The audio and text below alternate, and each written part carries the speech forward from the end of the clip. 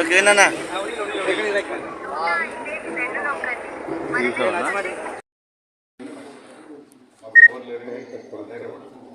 ఇక్కడ ఊర్లో కూడా మన పెద్దలు ఉన్నారు కదా, మా దగ్గర కూడా మన సంబంధాలు పెట్టాలి చేస్తాను అన్న ఇట్లా పలానా నీకు ఇబ్బంది పెట్టిందని చెప్పాలి.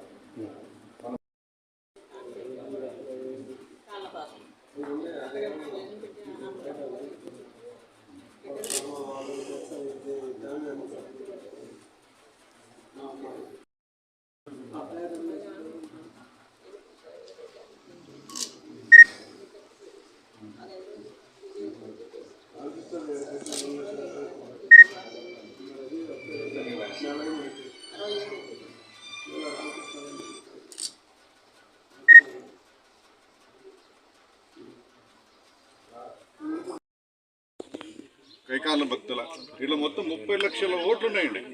అంటే 40 లక్షల జనాభా ఉంది మాకు. మేమేమన్నా ప్రధానమంత్రి పోస్టో, ముఖ్యమంత్రి పోస్టో, మినిస్టర్ల పోస్ట్ అడుగుతున్నామా? మా బ్రతుకులు మాకు బ్రతకనివ్వండి అయ్యా.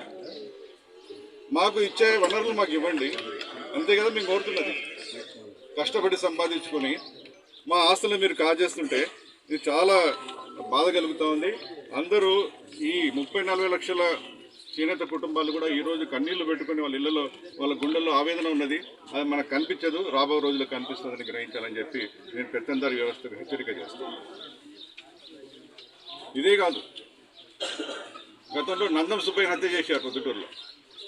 గుంటూరులో మా చేనేత కులసులు వ్యాపారస్తులు పోయి, అయ్యా మీరు తీసుకుని అప్పివ్వండి అంటే బట్టలు ఉడదీసి 2 రోజులు కొట్టారు. ఘటనలో 3 చేనేత కుటుంబం వాళ్ళు ఆత్మహత్య చేసుకున్నారు. ధర్మవరంలో 2 చేనేతలు ఆత్మహత్య చేసుకున్నారు.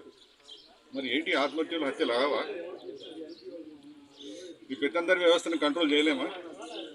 మనం అంటున్న సామాజిక సాధికారత, మనం అంటున్న సామాజిక న్యాయం అన్నది కూడా ఉత్తుత్తి మాటలేనా? మనకు 70 సంవత్సరాలు అయిపోయింది స్వాతంత్రం వచ్చి, మరి మేము అలాంటి వాళ్ళు బ్రతకడానికి అవకాశమే లేదు భారతదేశంలో. ఇదేం పెత్తందారి వ్యవస్థ అండి? ఇదేమి సామాజిక న్యాయం అండి? నేను మొత్తం చేనేత కుటుంబాలందరినీ కోరుతున్నా, అన్న మనం భయపడుతుంటే ఇలాగే చేస్తాం. మనం ఐక్యంగా ఉందాం, మనం నినదీద్దాం. ఎక్కడికక్కడ సంఘాలు ఏర్పాటు చేసుకోండి. ప్రతి ఊర్లో కూడా ఒక నాయకుడిని డెవలప్ చేసుకోండి. మీరు ఒకరి కాళ్ళ దగ్గర పడుతున్న అవసరం మనకు లేదు. అట్లాగే బీసీలందరూ కూడా ఒకసారి గమనించండి. 54%, 55% ఉన్నారు బీసీ. పోయి అతను బండి కింద పడి చెప్పాడు. అసలు భూమి గవర్నమెంట్లోది కానీ ఇది వీళ్ళకి సంబంధమే లేదనేసి నేను ప్రెస్ మీడియా చెప్తాడు. భూమికి అతనికి సంబంధం లేదు, కానీ అది కూడా చెప్తాడు. ఒకటి గమనించాలి, వాళ్ళు కూడా మనుషులే. ఏ మనిషి అయినా కూడా దేని కొరకు బ్రతుకుతాడండి? ఇంట్లో కుటుంబ సభ్యులను బ్రతికించుకోవాలా, మా గౌరవంగా మన చుట్టుపక్కల ఉన్న అందరినీ గౌరవంగా బ్రతికించుకోవాలా. కేవలం మన పదవి కొరకు, డబ్బుల కొరకు పూటకొక మాట మారుస్తే మనది ఒక బతికేనా? మన రాజ్యాంగాన్ని మనం పాటించమా? అసలు చట్టబద్ధ పాలన ఉందా ఇప్పుడు మన రాష్ట్రంలో? దయచేసి పోలీస్ అధికారులకు కానీ, రెవెన్యూ అధికారులకు కానీ విన్నవించుకుంటున్నా, అన్న మీరు చట్టాన్ని పాటించండి. అన్న ప్రభుత్వాలు మారిపోతూ ఉంటాయి, మీరు మానవులే కదా, మానవత్వం ప్రదర్శించండి. కేవలం ఏదో ఒక ఫోన్ కాల్తోనో లేకపోతే ఒక చిన్న బహుమతితోనో మీరు మొత్తం మీ వ్యక్తిత్వాన్ని హననం చేసుకోకండి. మీరు కూడా మనుషులే, మీరు మానవత్వం ప్రదర్శించండి. దయచేసి చట్టబద్ధ పాలన తీసుకురండి, అప్పుడే ఈ సమాజం బాగుంటుంది. ఇప్పుడు మనం స్వపరిపాలన చేసుకుంటున్నామా లేదా బ్రిటిష్ పాలనలో ఉన్నామా? మీరు అర్థం చేసుకుంటున్నా, మానవత్వం ప్రదర్శించండి. అందరు అధికారులను విన్నవించుకుంటున్నా. ఈవెన్ ఇప్పుడు చేయబోయే డాక్టర్స్, పోస్ట్ మార్టం చేసే డాక్టర్స్ కూడా మీరు ఉన్నది ఉన్నట్టు రాయండి సార్. మీరు ఎవరో ఫోన్ చేశారనో, ఎవరో ఏదో చూపించారనో భయపడి మీరు రాయకండి. మీరు అటువంటి తప్పు చేస్తే మీరు ఇంట్లో పోయి భోజనం చేసేటప్పుడు మీ భార్య పిల్లల మొహాలు చూసి, వాళ్ళ కళ్ళల్లో కళ్ళు పెట్టి చూసి మీరు భోజనం చేయండి. తప్పులు చేయకండి. ఎన్నాళ్ళు ఉంటారు, ఎవరెక్కడ ఉన్నారో తెలియదు. ఒక కోవిడ్ చెందంటే ఫట్టలు ఎగిరిపోతారు. అట్లాంటి మనసు కలిగి దయచేసి డాక్టర్స్ కానీ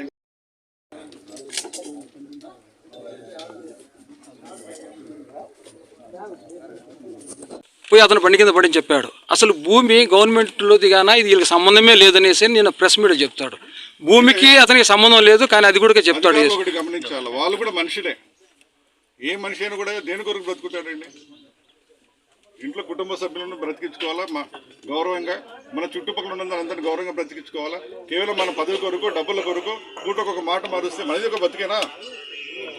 మన రాజ్యాంగాన్ని మనం పాటించమా? అసలు చట్టబద్ధ పాలన ఉందా ఇప్పుడు మన రాష్ట్రంలో? దయచేసి పోలీస్ అధికారులకు కానీ, రెవెన్యూ అధికారులకు కానీ విన్నవించుకుంటున్నా, అన్న మీరు చట్టాన్ని పాటించండి. అన్న ప్రభుత్వాలు మారిపోతూ ఉంటాయి. మీరు మానవులే కదా, మానవత్వం ప్రదర్శించండి.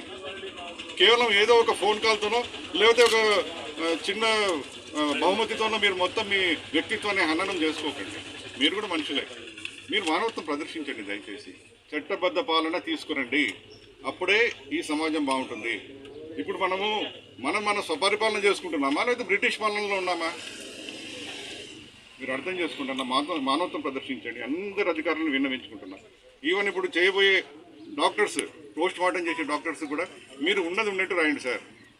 మీరు ఎవరో ఫోన్ చేశారనో ఎవరో ఏదో చూపించారనో భయపడి మీరు రాయకండి. మీరు అటువంటి తప్పు చేస్తే మీరు ఇంట్లో పోయి భోజనం చేసేటప్పుడు మీ భార్య పిల్లల మొహాలు చూసి వాళ్ళ కళ్ళలో కళ్ళు పెట్టి చూసి మీరు భోజనం చేయండి. తప్పులు చేయకండి. ఎన్నాళ్ళు ఉంటారు, ఎవరెక్కడ ఉన్నారో తెలియదు. ఒక కోవిడ్ కిందటే ఫట్టలు ఎగిరిపోతారు. అట్లాంటి మనసు కలిగి దయచేసి డాక్టర్స్ కానీ కాంగ్రెస్ పార్టీ నుంచి పూర్తిగా ఇక్కడ ఉన్నటువంటి భూములు ఏ విధంగా కబ్జా జరుగుతున్నాయో రాష్ట్ర వ్యాప్తంగా ఎక్కడ జరుగుతుంది